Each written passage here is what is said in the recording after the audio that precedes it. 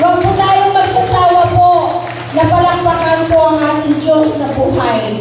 Amen? Nakikita niya po yung ating puso kung paano natin siya sinasamba. We worship Him with a grateful heart. Hindi lamang po tayo po sa pamamagitan ng ating mga offering financially, nagpapasalamat sa Kanya, pero sa lahat po ng aspeto ng ating buhay.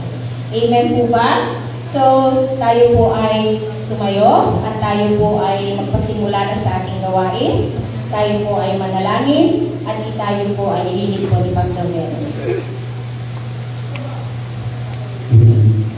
Huwag hindi po natin ipikita ang ating mga mata. Iyon natin ang ating mga ulo.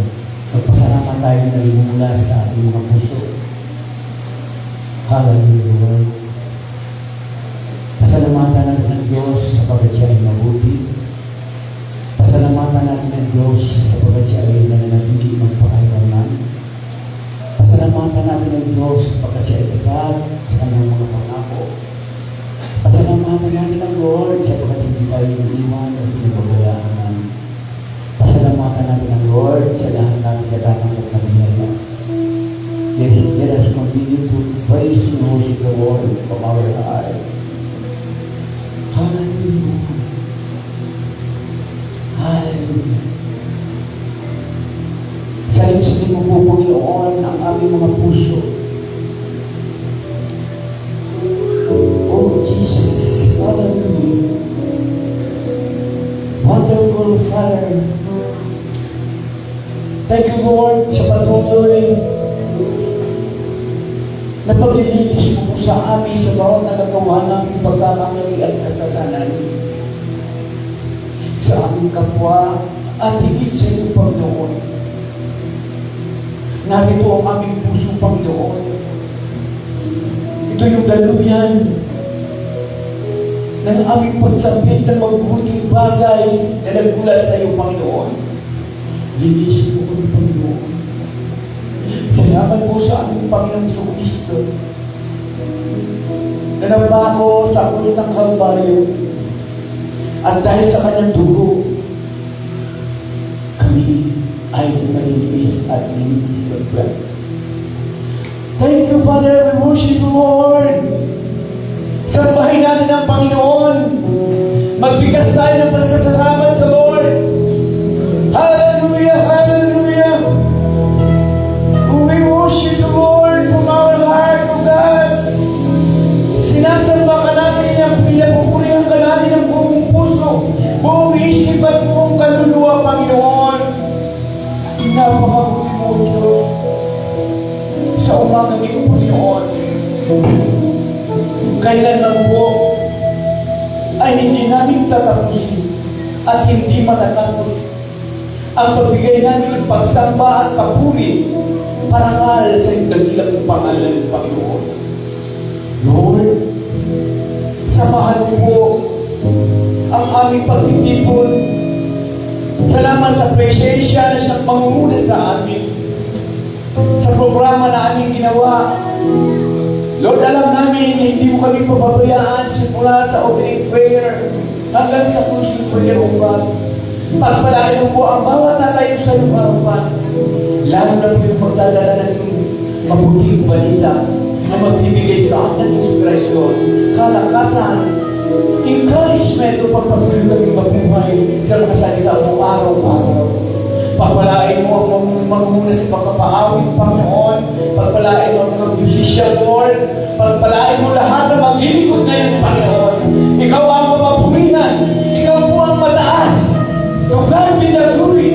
Thank you, Lord. Hallelujah. At salamat din, Panginoon, sa oras na ito. Pinalangin ko po, Panginoon, ang gagawin na swimming sa lugar mo ng mangga na halos kasabayan namin mamaya. Iblis ko po ang gawain, Panginoon. Patuloy na magmuna po ang iyong presensya. Salamat po sa oras na ito, Panginoon. Pagpalain ko po mga kapatid namin na papunta po lang dito, Panginoon. Ingatan mo po sila sa kanilang biyahe. Kung sino man po ay nakasakay sa sakyan, lagi po namin na makalapit po sila ng matiwasay sa lugar na ito, Panginoon. At sa lahat ng ganito, Panginoon, ihanda mo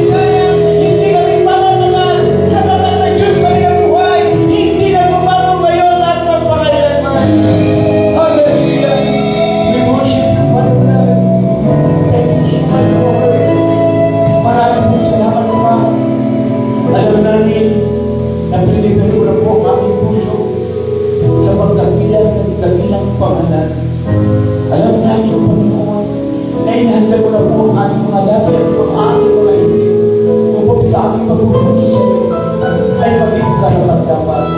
Maraming po salamat po.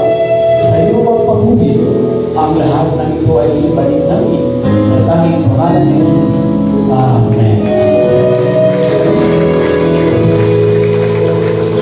Pagpalang umaga po sa bawat isa. Even minsan pa, itaas natin ang ating mga kamay sa Panginoon. This is the last Sunday of the year.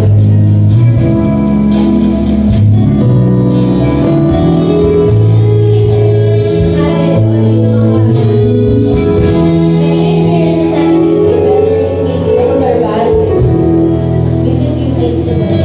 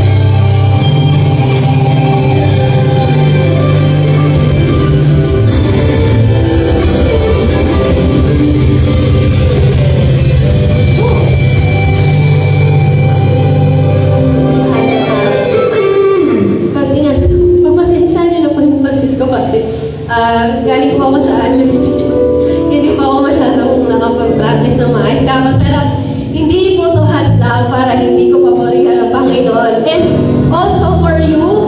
Alam ko kung may dinaranaw ka man or kung may pagsubok o pinagdadaanan, mas mapuri ka sa Panginoon. Amen. Alam ko na kahit may dinadaanan tayo pagsubok or if ever we're happy and when we're sad, alam ko na si Lord lagi tayong kasama. Magto-2026 na po sa Thursday. Alam kong malayo ng December, pero isipin natin yung buong taon na nagdaan kung gaano kabuti ang Panginoon sa atin. Amen. Amen. Kung nagkasakit man tayo, kung nawalan man tayo na mahal sa buhay, or kung may pinagdaraanan ka, still, kasama natin ang Panginoon. Alam mo, sasamahan niyo pa tayo sa dadating na 2026. Amen. Amen. Hallelujah. Minsan pa, palakpakan natin ang Panginoon ngayong umaga. Hallelujah.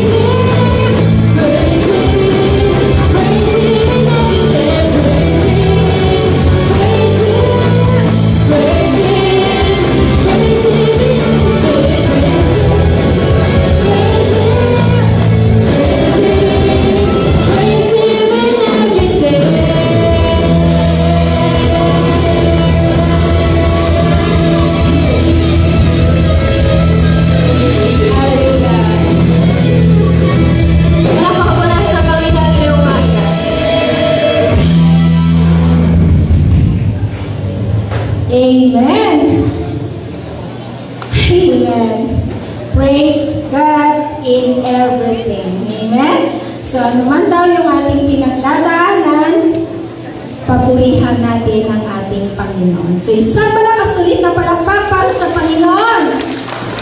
Amen. At ang mga kalalakihan ay nanyayahan kong itaas ang kanilang mga kamay. Mga kalalakihan, itaas ang iyong mga kamay.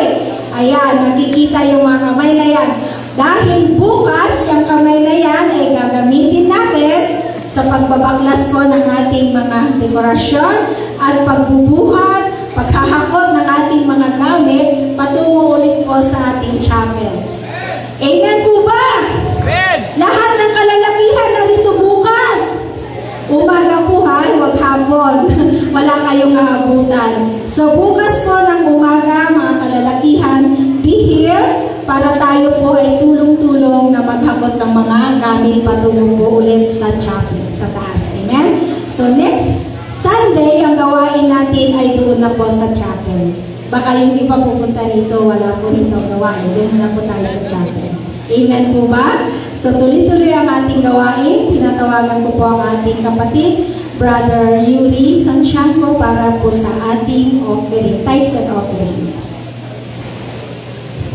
Amen. Alam po na nakahanda na ang lahat. Ating handog at kapo. Kaya ako po ang lahat tumayo. Tayo mananalangin.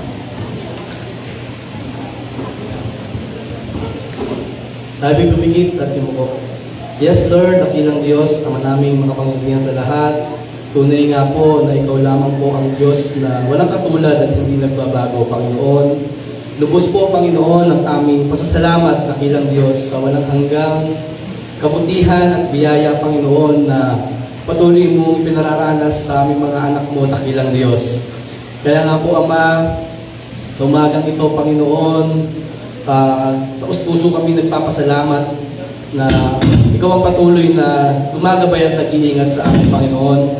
Kinikilala namin, dakilang Diyos, na anuman ang meron kaming tinatangkilik, dakilang Diyos, maging ito man ay pamilya, trabaho, Panginoon, ang aming lakas, ang aming talino, ang aming mga negosyo, dakilang Diyos. Alam namin, Panginoon, na ito'y nagmumula sa iyo, Panginoon. Kaya nga po, Panginoon, mula sa aming puso, dakilang Diyos, nagpapasalamat kami at nagbabalik, Panginoon, ng handog at kaloob sa iyo, Panginoon, na hiling namin, Panginoon, na ito'y magamit, dakilang Diyos, sa pagpapalaganap ng iyong salita, lalo na po ng iyong kaharian, dakilang Diyos. At nawa, Panginoon, hinihiling namin na ito'y magamit, Panginoon, na naaayon sa iyong kalooban, Panginoon. At hiling din namin, Panginoon, na ano man yung pinagkatiwala mo sa amin, Panginoon, nawa ay patuloy namin itong mapagyaman sa tulong mo, dakilang Diyos. At laging Ikaw ang mapapurihan at maitaas sa aming mga buhay, Panginoon.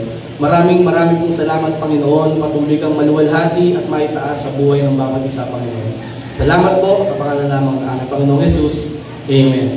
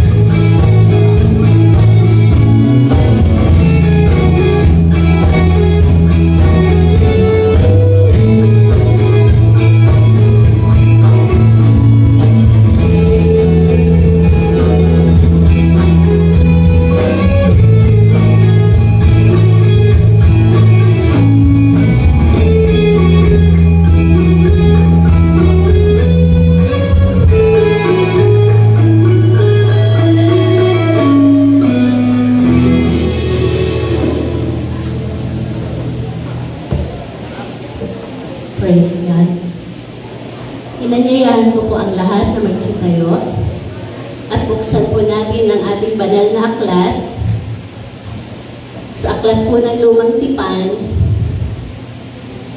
sa Aklat ng mga Panaghoy, Kabanata 3, talatang 22 hanggang 25. Ito po ang nakasaad dito. Pag-ibig mo, Yahweh, ay hindi nagmamaliw. Kahabagan mo'y walang kapantay. Ito ay laging sariwa bawat umaga. Katapatan mo'y napakadakila. Si Yahweh ay akin, sa Kanya ko magtitiwala. Purihin po ang banal na salita ng ating Diyos at i-welcome po natin ang kanyang lingkod, Pastor Albert Capiter.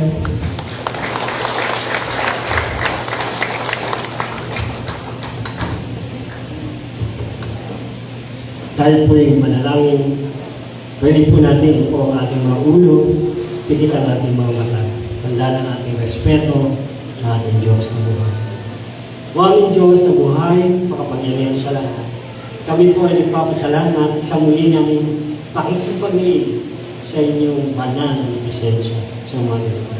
Gabayan niyo po kami sa mensahe nito na kayo lang po ang may taas at wala na pong iba. Sa inyo po namin pinabalik ang lahat ng papuri, parangal, pasasalamat sa tanging pangalan ng aming Panginoong Hesus. Ang lahat ay magsabi ng Amen. Palakpakan natin ang Panginoon dahil po yung makakaupo na.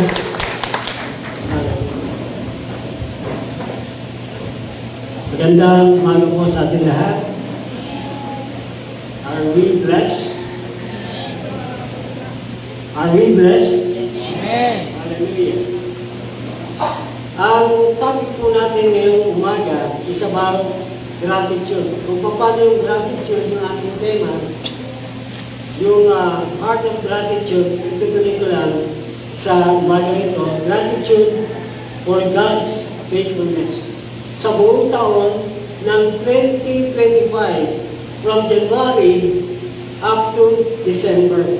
Kaya ito yung mga salita ng Diyos na dapat nagmumula sa atin ang pagmamalik ng parangalan pasasalamat sa bawat araw ng ating buhay. Uulitin ko po, sabi dito sa Lamentation o Panaghoy, chapter 3, verse 22 to 24. Verse 22, pag-ibig mo, Yahweh, ay hindi nagmamaliw, kahabagan mo'y walang kapantay. Ito ay laging sariwa bawat umaga, katapatan mo'y napakadakila. Verse 24, si Yahweh ay akin, sa Kanya ako magtitiwala. Ito yung mga salita na binitawan ni Jeremiah sa panahon ng kanyang mga kasakit sa kanyang puso. Kaya gusto ng Panginoon, bago matapos ang taon, we need to reflect of this passage that we learn how to cultivate thankful hearts. We learn how to cultivate the thankful hearts in our lives, even in challenging times, because God's faithfulness never fades. Ang kabutihan ng Diyos ay hindi naglalaho, hindi nagmamaliw, hindi nawawala. Tuloy-tuloy naranasan natin ang kabutihan ng Panginoon. Kaya laging laman ng ating puso ay laging nagbigay ng parangal at pasasalamat. Ano ba yung gratitude? Gratitude is not about having perfect circumstances. It is recognizing God's goodness in every situation. Good situation, bad situation, always recognize that God is a good God. And in the midst of sorrow, Jeremiah expressed a powerful truth. Ito yun. Pag-ibig mo, Yahweh, ay hindi nagmamali. Walang katapusan ang pag-ibig ng Diyos. Mula noon hanggang ngayon, hanggang sa tayo ay makasama na sa langit, ang Diyos ay laging, ang pag-ibig niya hindi nagmamali sa atin. Kaya yung kanyang katapatan ay laging nariyan, ang kanyang kahabagan ay patuloy na naranasan natin kahit maraming hirap na tinaranas ang mga Kristiyano. Kahit ang mga pagsubok namin, kala natin yung mga challenges, napakahirap. Pero ang challenges, ang mga pagsubok, matatapos. Pero ang pagmamahal ng Diyos, walang katapusan. Walang katapusan yan. Kaya napakalaga. Sabi po ng Malakay, chapter 3, verse 6, Ako, si Yahweh, hindi pa kayo lubusang nalilipol sapagkat hindi ako nagbabago sa aking pangako. Tingnan niyo po yan. Maraming example sa Biblia kung paano ipinakita ng Diyos ang kanyang kahabagan. Una, sa Sodom and Gomorrah. Alam niyo po, sa Sodom and Gomorrah, hindi sana talagang tatapusin at babagsakan ng mga malaking apoy ang Sodom and Gomorrah kung may makita siya kahit isa. Pero si Abraham ay nakipag-negosasyon sa Panginoon kung meron pang 50, 40, 30, 20, 10, 5 hanggang isa. Yan po yan. Ang isa lang na naroon sa loob na yun ay hindi nagkaroon. Ito ay si Lot. Kaya nung mawala sila, pinalabas, wala nang natira. Kaya binagsakan lahat. Pero mahaba din ang Diyos. Kaya ito yung katapatan ng Diyos, yung pagbabalik, na kahit tayo napakaraming pinagdaraanan, ang Diyos ay tapat magpakailanman. Kung tayo man hindi tapat, sabi ng Biblia, pero ang Diyos mananatiling tapat sa kanyang mga pangako. Amen? Tapat po ang Diyos. Kaya tingnan niyo po ang salita nyo, ang Diyos ay hindi nagbabago sa kanyang mga pangako. Ang pangako ng Diyos mula Genesis hanggang Revelation, ang mga pangako niyan na kanyang binitawan, hindi niya kalilimutan. Lahat ng pangako niya, nire-respeto ng Diyos. Yan ang sinabi niya sa Isaiah 55:11. Kaya punta natin yung tatlong katangian ng katapatan ng Diyos. Simulan natin. Number 1, ano yung katangian ng Diyos? Yung kanyang katapatan. Consistency of His mercy. Pag sinabing consistency, ito ay pananatili ng kanyang kahabagan. Nananatili yung kahabagan ng Diyos. Kaya sabi niya sa verse 22, because of the great love, we are not consumed, for His compassion never fades. Tingnan niyo po yan. Ang pag-ibig ng Diyos ay hindi nagmamaling. Ang kahabagan ng Diyos ay hindi nagmamaling. Mahal na mahal niya lahat ng tao. Kaya nga ibigay niya ang kanyang buktong na anak para ang lahat ay makakilala at magkaroon ng buhay nang walang hanggan. Dahil ang consistency tuloy-tuloy mula noon, is the same, yesterday, today, and forever. Tuloy-tuloy ang pag-ibig ng Diyos. Tuloy-tuloy ang kahabagan ng Diyos at niyo na hindi nagmamaling. Sabi po ng Hosea, chapter 11, verse 9, hindi ko ipadarama ang bigat ng aking buwan. Hindi ko na muling sisirain ang Ephraim. Hindi po marami siya, kahit na hirap na ang Panginoon na nakakita niya ang kasamaan ng mundo. Pero ang Diyos, grabe yung pagtitigpig. Grabe yung kanyang pagtipigil. Kahit na yung pagkunan ng mundo sa panahon ni Noah, makikita natin na napakatagal na panahon ng mga tao binibigyan ng pagkakataong magsisin. Tinawag kita ng mahigit 100 taon. Dahil nga ganyan ang pag-ibig ng Diyos. Binibigyan niya lahat ng pagkakataong mag-repent. Binibigyan niya lahat ng magbago ng pag-iisip at ng mga puso. Kaya lahat tayo, binibigyan niya ng pagkakataon na makabalik sa Kanya. Sabi nga ng Panginoon sa John 10:10, ang Diyos ay naparito para bigyan tayo ng buhay na ganap at kasiyasya. Yan ang gusto ng Panginoon. Siya, sabi na, naparito ang mga tupa ay magkaroon ng buhay na masagana, lubos.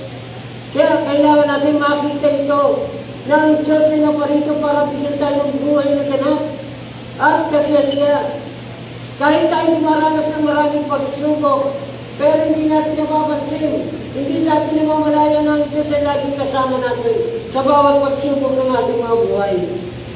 Tingnan natin yung awit 130, verse 7. Magtiwala ka, Israel. Magtiwala ka kay Yahweh. Matatag at di kukupas ang pagiging niyang dulot. Lagi siyang nakahandang sa sinuman ay kukupas. Tingnan niyo po ang lahat ay binibigyan niya ng pagkakataon na laging magtiwala sa Diyos ng lubusan, buong puso at lubusan. Yan ang sinasabi ng Panginoon. At sabi niya rin sa awit 78:38, gayunpaman, palibhasa ay Diyos siyang mahabagin. Ang masamang gawa nila ay kanyang tinatawag pa rin. Dahilan sa pag-ibig niya, hindi sila wawasakin. Kung siya may nagagalit, hindi kanyang pinipigil. Maraming beses na ipinakita ng Diyos sa mga Israelita.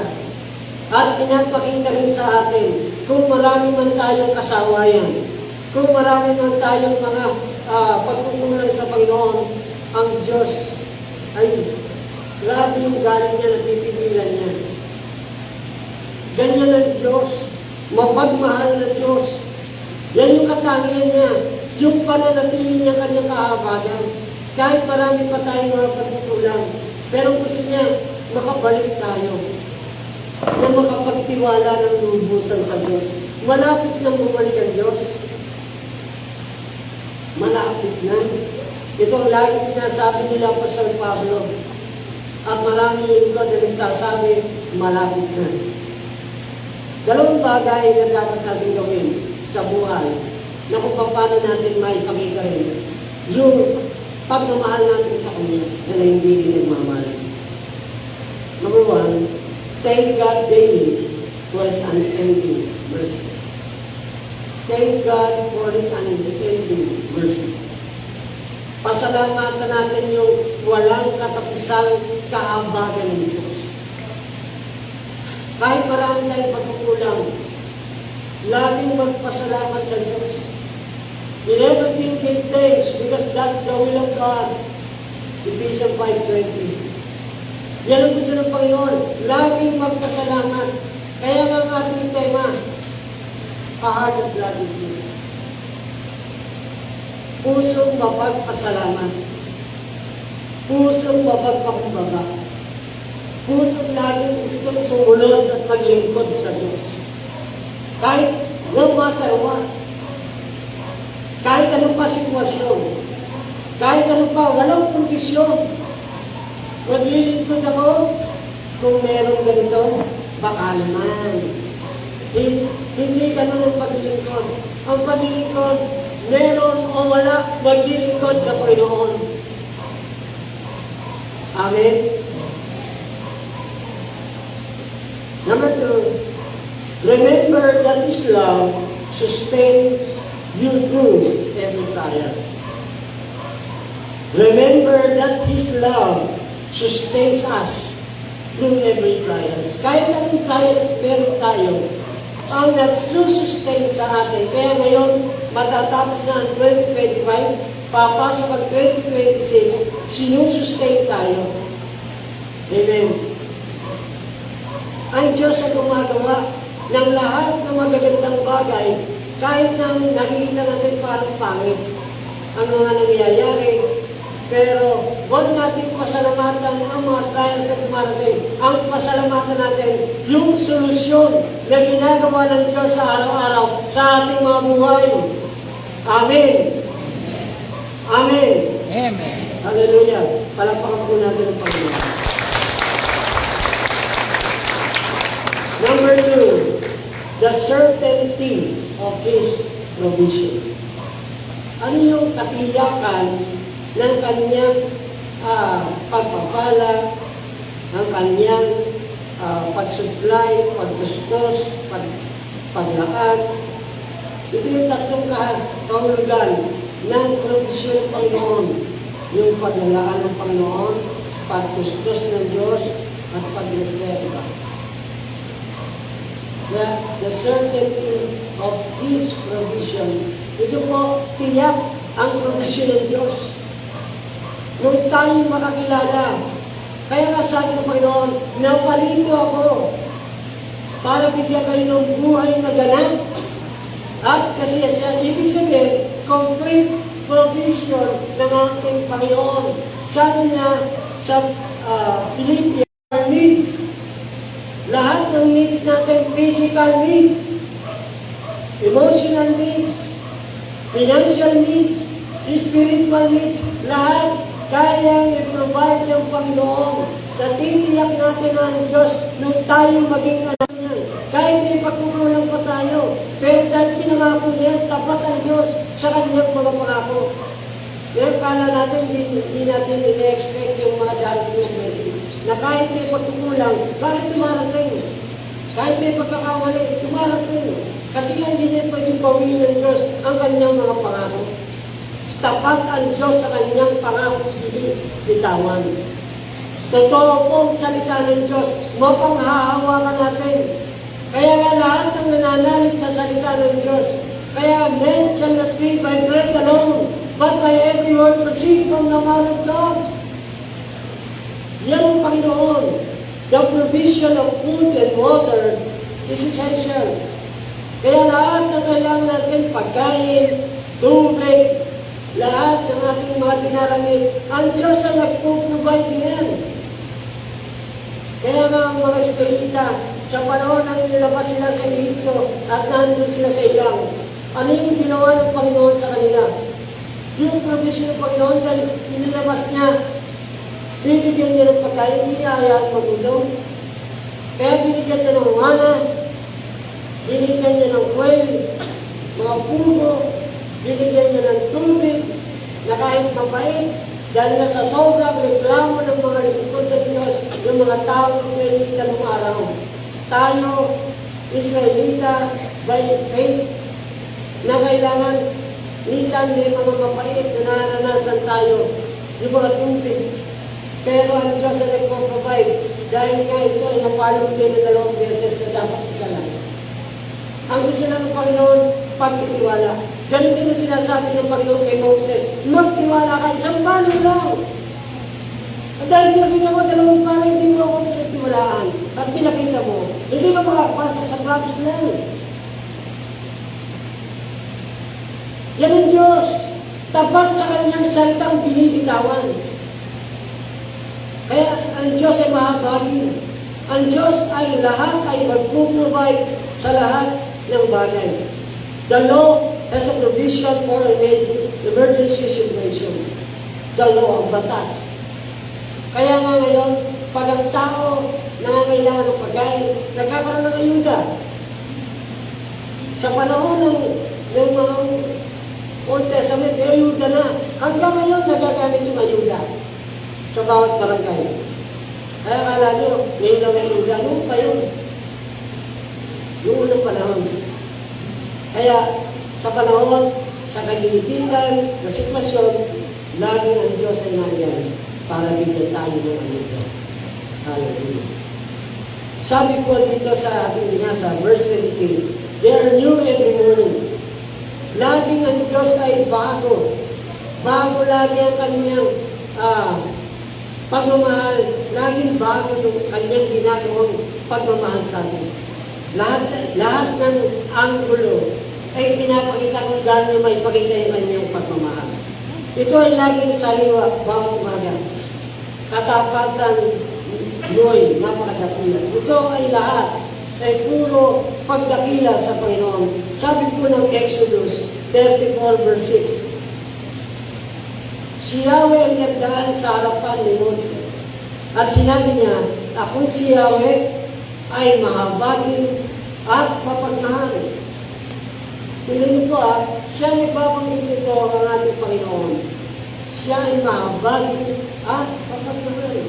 Kaya dalas na dalas natin na kahit na napakahirap ng mga sitwasyon, pero napakamahaba ng Diyos. Sino ba dito ngayon ay dumadaan sa napakaraming pagsubok? Taas ang kamay. Grabe. Be honest lang. Tinitingnan po ng Diyos ang ating mga kamay. Sino po yung dumana sa maraming pagsubok sa oras na ito? Taas ang kamay. Ang Diyos ay nakatingin sa inyong mga kamay. Talagang gusto niya, yung kanyang paglalaan, yung tinatawag na allocation, yung kanyang pag-supply ng mga pagpapala ng Diyos, at yung reserva ng Diyos. Naka-reserve yung mga pagpapala na gusto ibigay ng Panginoon. Kaya tiyak ito, yung kanyang provision sa kanyang mga anak. Kaya lahat tayo, sabi ng Panginoon, ako'y nananatiling tapat. Sa Tagalog, iba yung sinasabi ng Panginoon. Pero iba kasi pag na English and then Tagalog. Sabi nito, si Yahweh ay nagdaan sa harapan ni Moses. Sinabi niyang, ako si Yahweh ay mahabagin ng mapagmahal. Hindi ako madaling magalit. Patuloy kong ipadarama at ako'y nananatiling tapat. Yun yung purpose yun. Kulang pala siya. Patuloy kong ipadarama at ako'y nananatiling tapat. Kaya yung katapatan sa pagpuprovide ng Panginoon sa lahat ng ating pangailangan, tapat ang Diyos na ang provision niya ay mananatiling laging ibinibigay sa kanyang mga mahal. God provides exactly what we need for today. Kaya napakalaga na pinapaalala ng Diyos sa atin yung about prayer na tinuturuan niya ang mga disipulo how to pray. Kaya give us this day our daily bread. Diba po? Laging isa lang sa isang araw. Humingi tayo ng provision niya sa isang araw. Hindi yung pang isang buwan, hindi yung pang isang taon. Gusto ng Panginoon, i-provide exactly what we need for today. Kaya nga nung sinabihan niya ang mga Israelita, nung nagbagsak siya ng mana, huwag kayong kukuha ng sobra kailangan para sa araw ng Diyos. Hindi yung susunod na araw, kaya yung inuun. Kaya nga po, paalala ng Diyos, hindi pwedeng mag-contradict yung salita ng Diyos.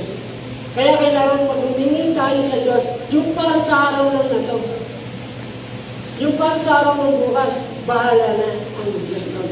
Iyan, lalapit ulit natin, bahala bukas. Don't worry for tomorrow. Kasi gusto ng Panginoon, araw-araw, lalapit sa Kanya. Kaya ayaw niya na tayo ay nababalisa. Kaya ayaw ng Diyos na tayo ay nag-aalala. Worry sa sin. Kaya galit siya kung tayo nag-aalala sa araw ng bukas. Kaya pag humingi tayo, kaya nga nung panahon ng kay Moses, yung mana, for this day lang, magpapababa siya ng blessing na mana, kakainin maghapon, at maglalabas ka ulit para umanap ulit ng mana na pagdahin ng Panginoon. Ganun ang Diyos. Araw-araw gusto lumapit tayo sa Kanya. Bakit na sinasabi ko? Gusto niya magkaroon tayo ng close relationship sa Panginoon. Close fellowship sa Panginoon. Araw-araw. Gusto niya lagi tayo may communication. Kaya gusto na Panginoon lagi tayo nakikipag-usap, nakikipag-meet sa Kanya para maipakita niya na ang Diyos ay ating Ama. Lahat welcome na lumapit sa Kanya at ang kondisyon niya ay naroon. Number 2, this assurance encourages us to live with hope and gratitude for His daily provision. Kaya, dalawa po ito. Ang assurance, ang kasiguruhan na nag-encourage sa atin, bawat isa ay mamuhay ng mayroong pag-asa at pasasalamat sa kanyang daily provision. Kaya, lagi, in everything give thanks. Because that's the will of God. Every day lang. In every day, give thanks. Kung anong tinanggap natin, maliit, malaki, o napakalaki, give thanks to the Lord. Ayaw niyo ng isang Kristiyano na hindi nagpapasalamat. Minsan, kinahihiya ang magpasalamat. Sabi ng Panginoon, pag ako'y kinakahiya mo, ikakahiyanin kita. Yun ang word niya. Kaya huwag po natin siya ikahiya.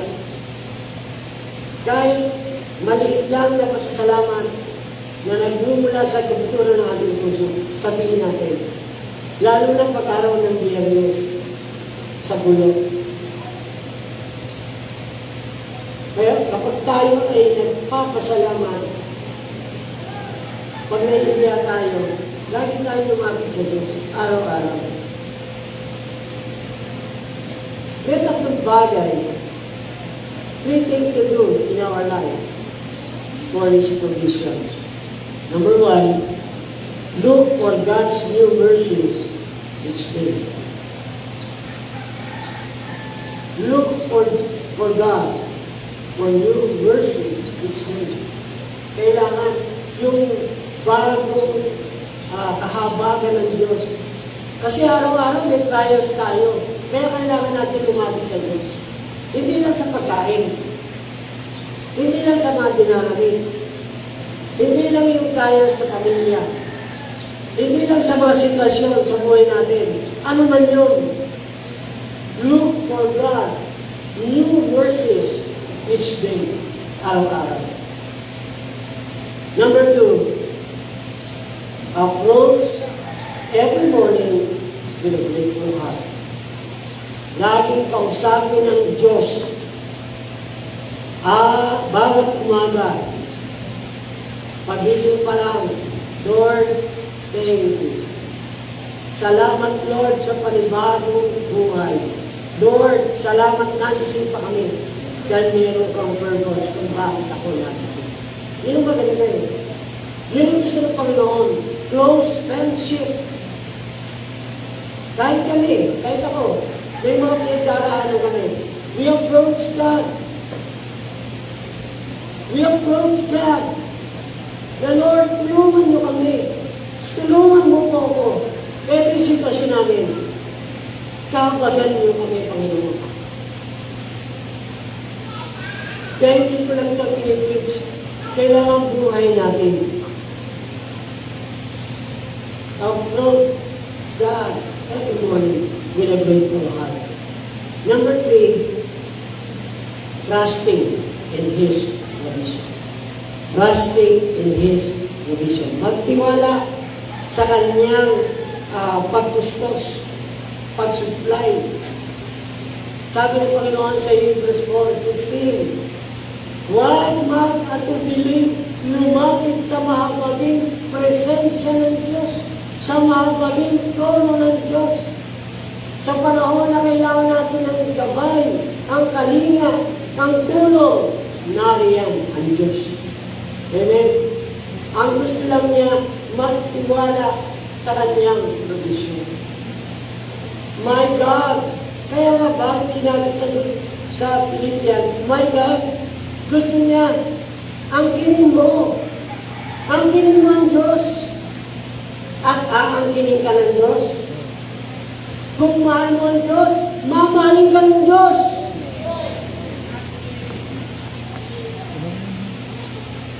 Sabi po sa Zephaniah chapter 3, verse 5, araw-araw ay walang tigil niyan pinapakita ang kanyang katarungan sa kanyang bayan. Ngunit hindi pa rin nahihiya ang masasama sa paggawa ng kasalanan.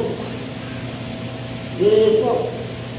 Pero ang hinahanap ng Diyos, ang Diyos ay laging pinapakita niya ang kanyang katarungan. Makatarungan ng Diyos. Kaya minsan nakikita natin bakit ang Diyos ay paparusa. Makatarungan ng Diyos. Ayaw tumigil ng tao sa paggawa ng kasalanan. Pero ang Diyos, ang gusto niya makita, yung pag-ibig at pagmamahal para sa Diyos. Sabi nga ng Panginoon sa Kawikaan, chapter 28, verse 20, a faithful man and woman of God will abound with blessing. A faithful man will abound with blessing. Kasi pag sinabing men, kasama doon ang mga babae.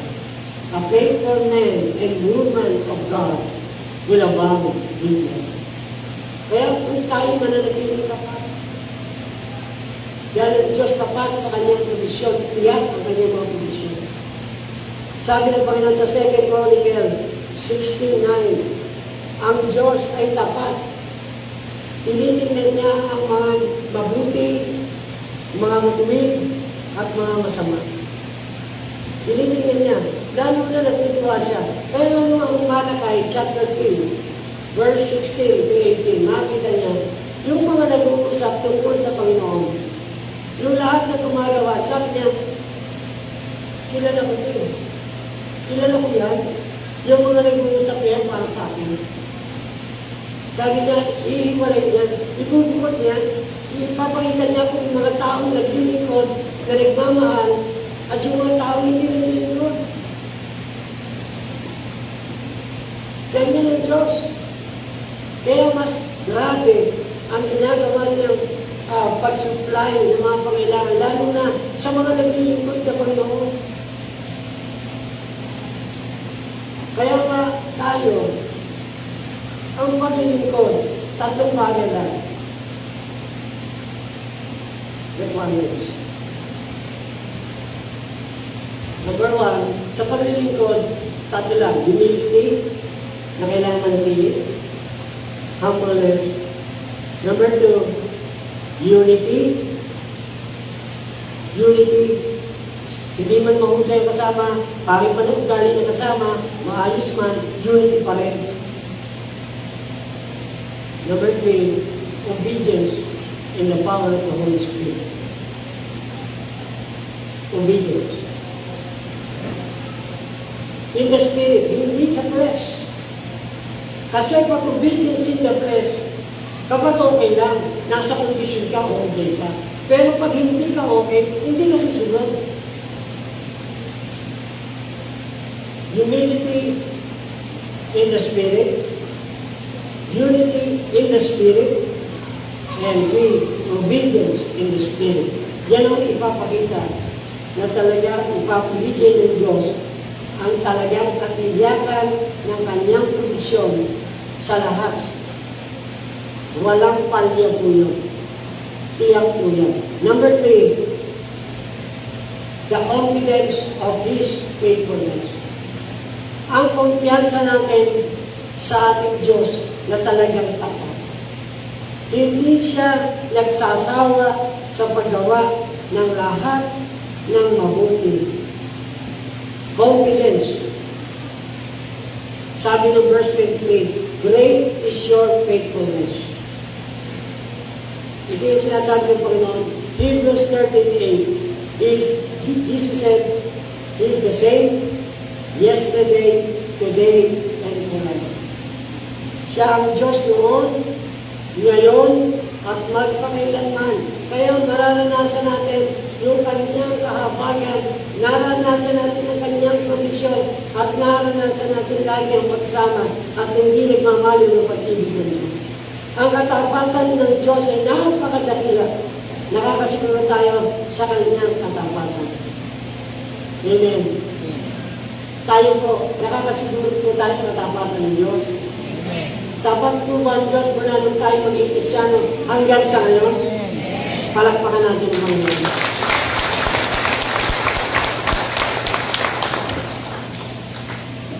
Sabi ng ulit-ulit, Exodus 34 verse 6b.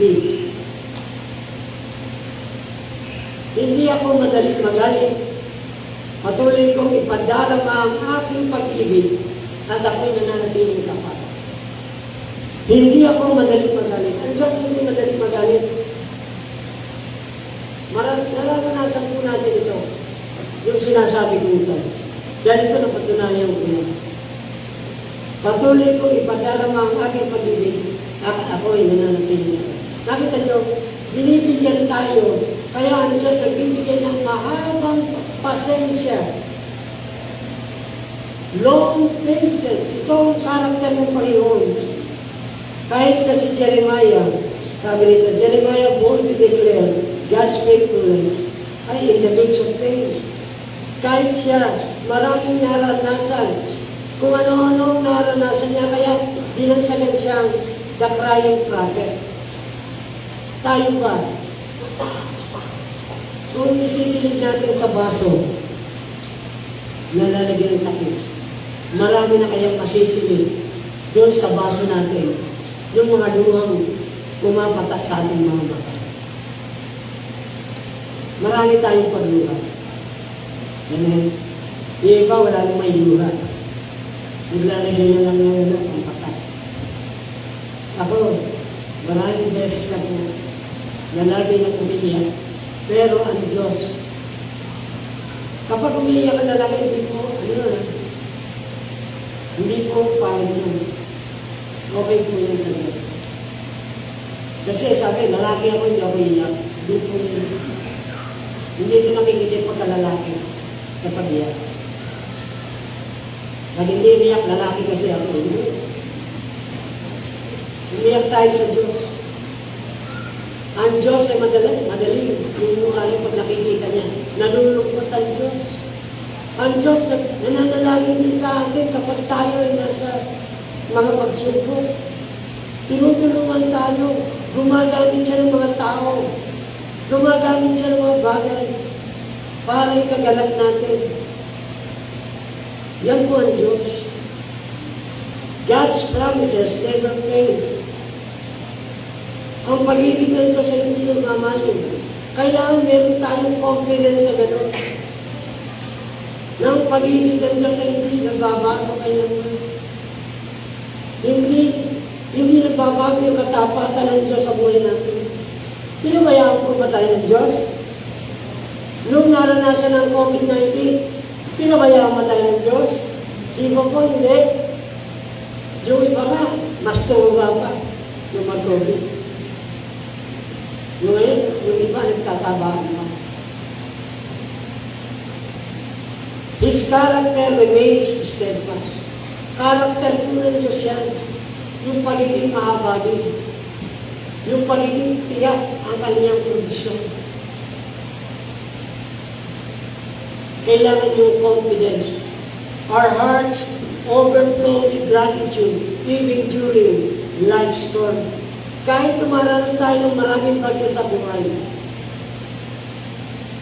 ang ating puso, kailangan patuloy na ito yung umapaw, yung pagpapasalamat at parangal sa Diyos. Kahit may mga pagsubok tayo, kahit may mga bagyo, kahit may mga pagbaha, kahit may mga paglindol. Dalawang bagay na dapat natin isagawa in our life para may pakita yung ating confidence sa Panginoon. Number one, rest in the faithfulness of God. Ang kapahingahan na binibigay ng Diyos, kailangan natin lang sa Diyos. Rest, remain, steadfast in the faithfulness of God.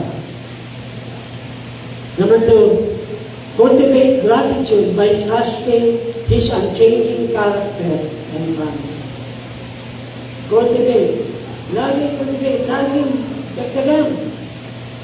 Lagyan ng fertilizer, i-cultivate. Laging mag-grow sa faithfulness, sa ating pasasalamat sa Panginoon.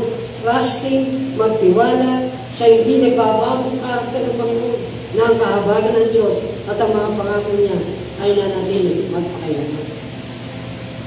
Para sa ating konklusyon, there are three things to remember. God's faithfulness is the anchor of our gratitude.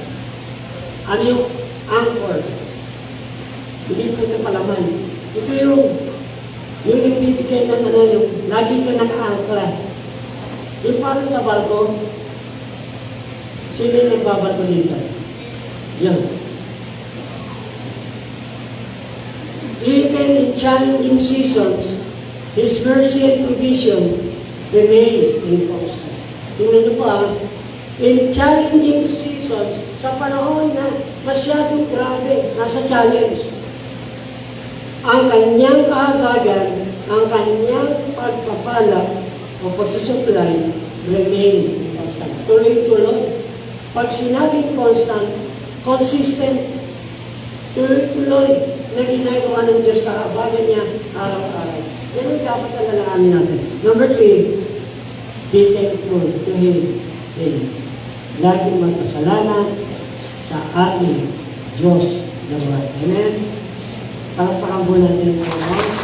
Iinigin po natin ang lahat ng Panginoon. At tayo po. Wala rin ang kahit sa instrumento lang. Instrumentalist. Kahit wala nang kanta. Para magbigay tayo.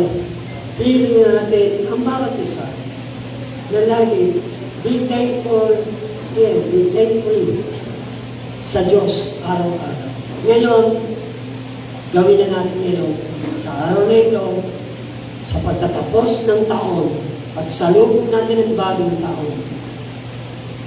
Daranas na naman tayo ng iba't ibang klaseng pagsubok. Tandaan natin, ang pag-ibig ng Diyos, ang pagmamahal, pagpapala ng Diyos sa kahabagan natin ay mananatili magpakailangan.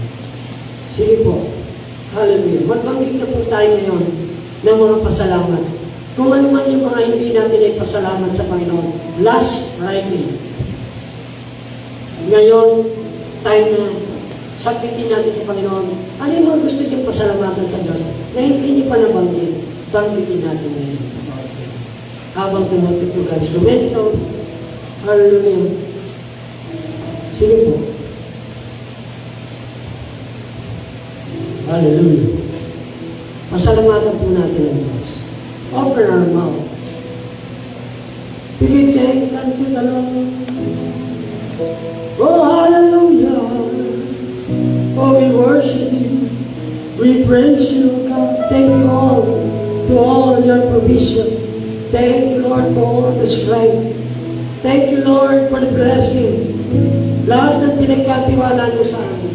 Salamat, Panginoon. Salamat sa lakas. Salamat sa tagumpay ng buhay Kristiyano. Na kahit may trials, nariyan ang kahabagan niyo, Panginoon. Salamat. Taas natin ang ating dalawang kamay.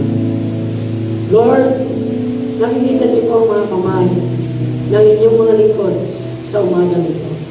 Na buong pusong nagpapasalamat, nagpaparangal dahil sa inyong kahabagan, dahil sa inyong provisyon, dahil sa kanila ay confidence in your character, your faithfulness. Kaya Lord, thank you. Hallelujah. Siya ang aming Ama na nasa langit, na patuloy na nagbibigay ng lahat ng pagpapala because you are the source of everything. Sa aming Panginoong Isus na patuloy na nagliligtas at namamagitan. Sa banal na Espiritu na kasama namin sa oras ito, na nagbibigay ng aliw, nagbibigay ng comfort, nagbibigay ng strength. Hahayon po kami, daladala ang pagmamahal, daladala ang kahabagan, daladala ang lahat ng katangian na meron ng Diyos, na meron din ang inyong mga anak. Hahayo kami, daladala ang pag-ibig, ng puno ng parangal ng pasasalamat. Ito po ang aming sawat panalangin sa pangalan ng Ama, ng Anak at ng Espiritu Santo. Natin magsabi ng Amen. God bless us all.